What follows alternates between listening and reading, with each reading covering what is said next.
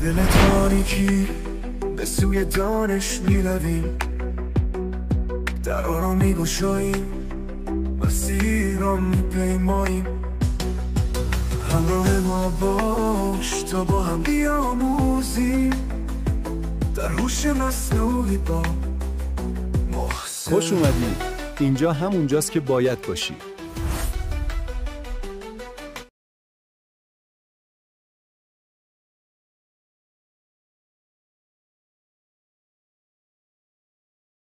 کانال هوش مصنوعی ما خوش آمدید. امروز میخوام در مورد مرورگری صحبت کنیم که امکان نصب افزونه روش وجود داره، به خصوص افزونه های VPN که برای عبور از فیلتر و یا سایت های مثل جمینای که باید با IP آمریکا وارد شد تا از تمام امکاناتش استفاده کن.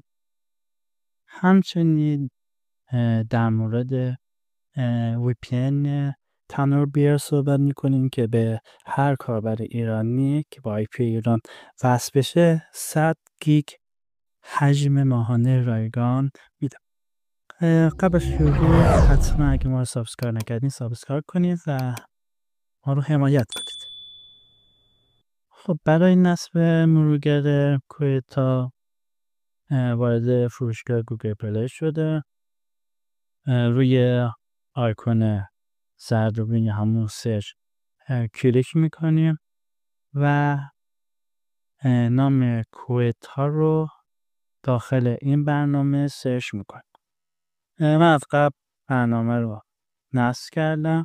شما اول دکمه نصب رو بزنید، بعد رو قسمت بازشبک کلیک کنید تا وارد برنامه کویتا شوید. خب من وارد برنامه کویتا شدم، با چنین صفحه مواجه شدم.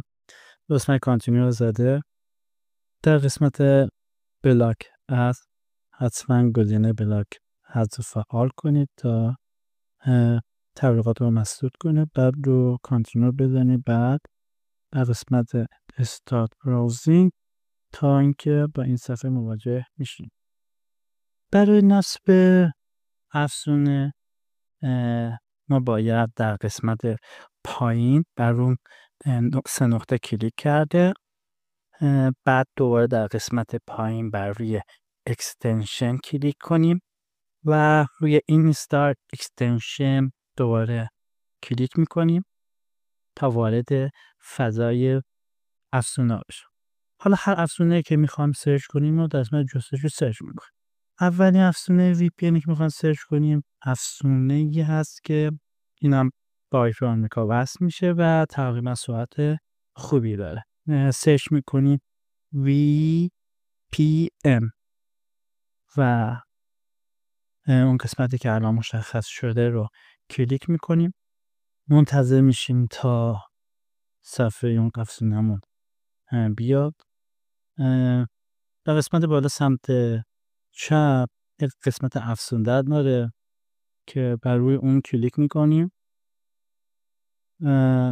و منتظر میشیم تا این افزونه برای مرورگر خودمون نصب شه.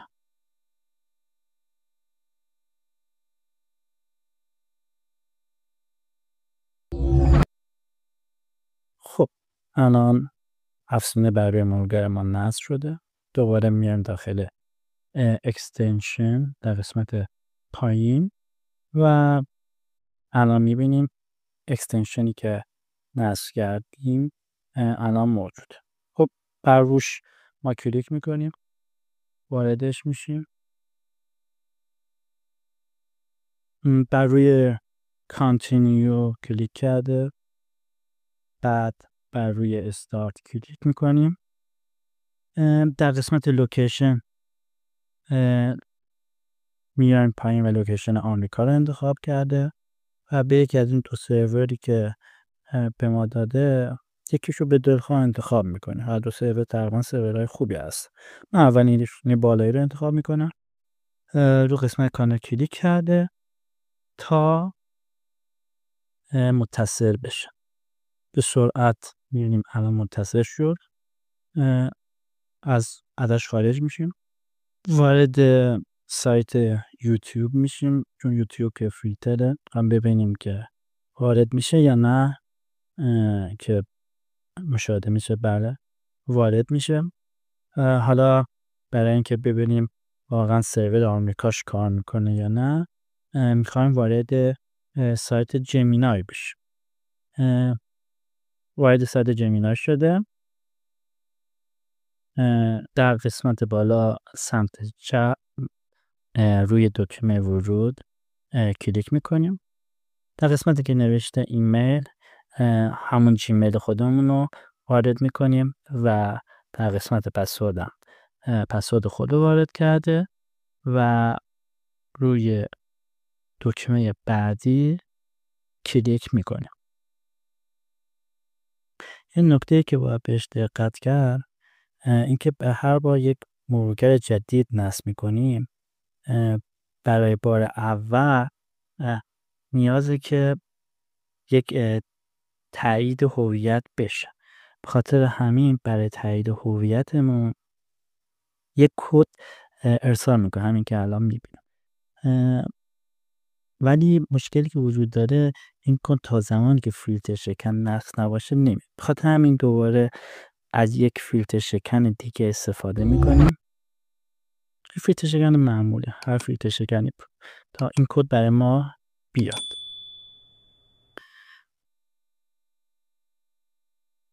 منتظر میشیم تا بتونیم به فیلتر شکن وارد بشیم. بله الان فیلتر شکن وصل شده.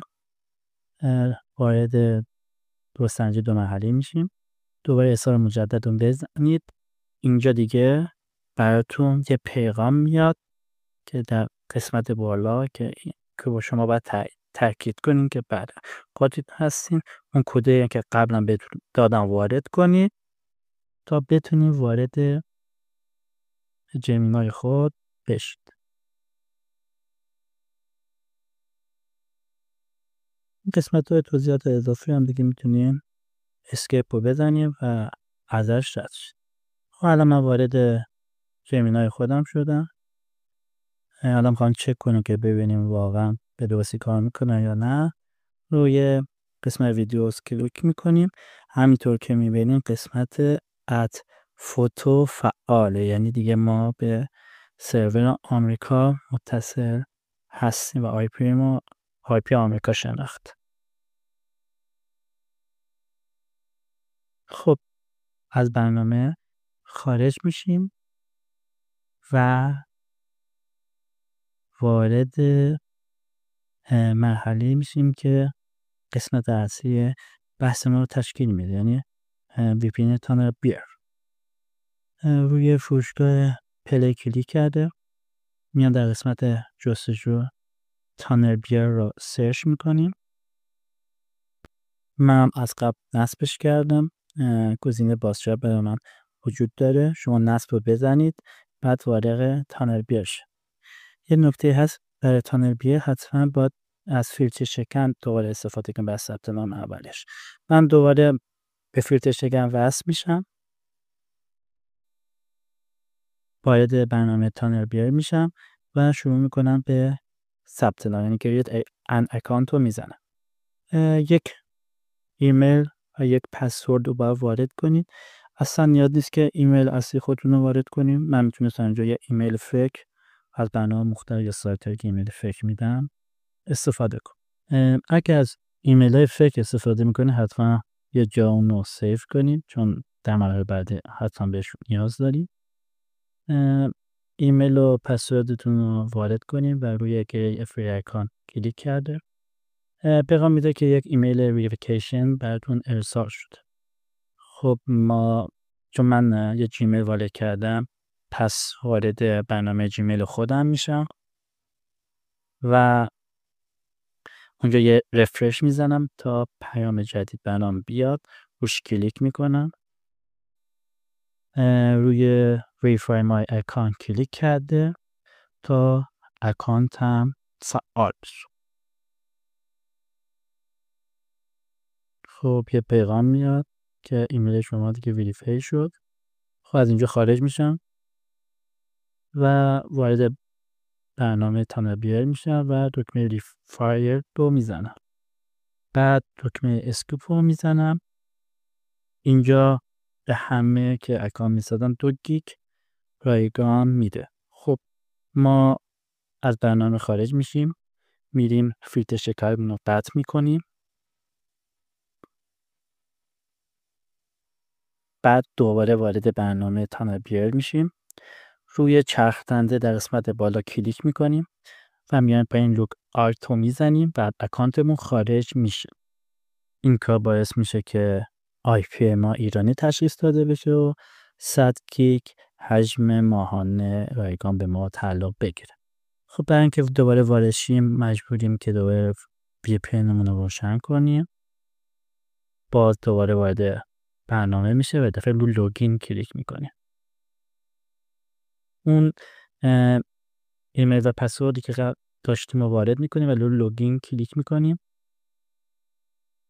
این دفعه که وارد شدیم میبینیم که برخلاف دفعه قبل که نوشته بود 2 گیگ باقی مونده، این دفعه نوشته 103 گیگ باقی مونده، یعنی 100 گیگ دیگه به ما هدیه داده. مشکلی که این VPN داره این که خود برنامه حتی سروراش هم عوض میکنیم متصل نمیشه، یعنی گاهی وقتا وصل میشه گاهی وقتا وصل نمیشه. خب حالا میگم چیکار میکنیم؟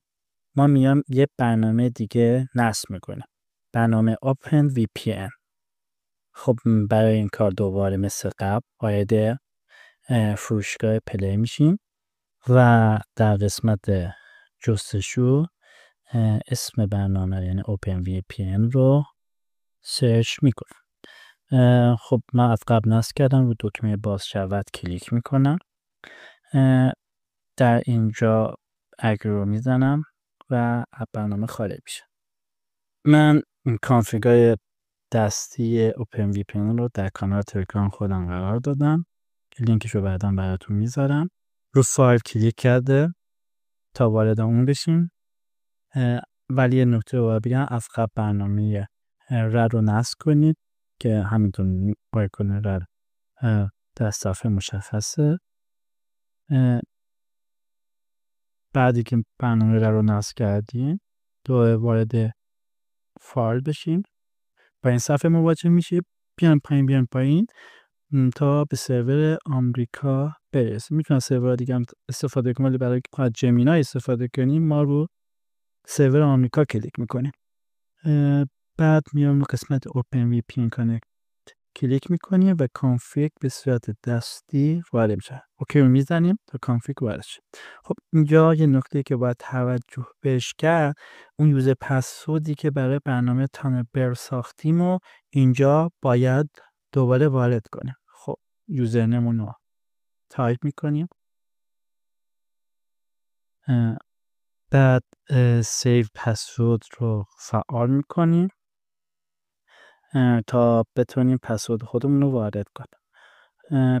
وقتی هم که پسورد خودمون وارد کردیم رو قسمت کانکت کلیک میکنیم و بعد رو کانتینیو میزنیم تا به سرور آمریکا متصل بشه.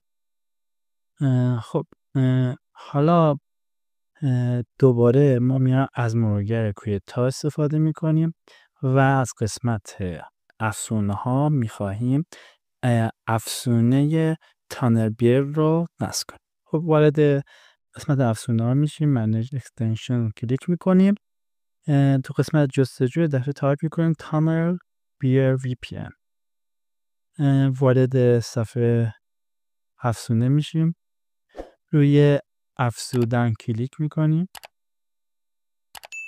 منتظر میشیم تا افزونه نصب بشه. ما برای استفاده از این افزونه نیاز داریم که دوباره یه VPN استفاده کنیم. میتونیم از همون افزونه VPNی که قبلا نصب کردیم استفاده کنیم، یا VPN ها یا فیلتر شکن ها یا همین کانفیگ OpenVPNی که درست کردید. وارد افزونه تانربیر میشیم، دفعه رو لوگین کلیک میکنیم چون قبلا اکانت ساخته بودیم. در قسمت ایمیل همون ایمیلی که قبلا باش وارد تانربیر شده بودیم رو وارد میکنیم.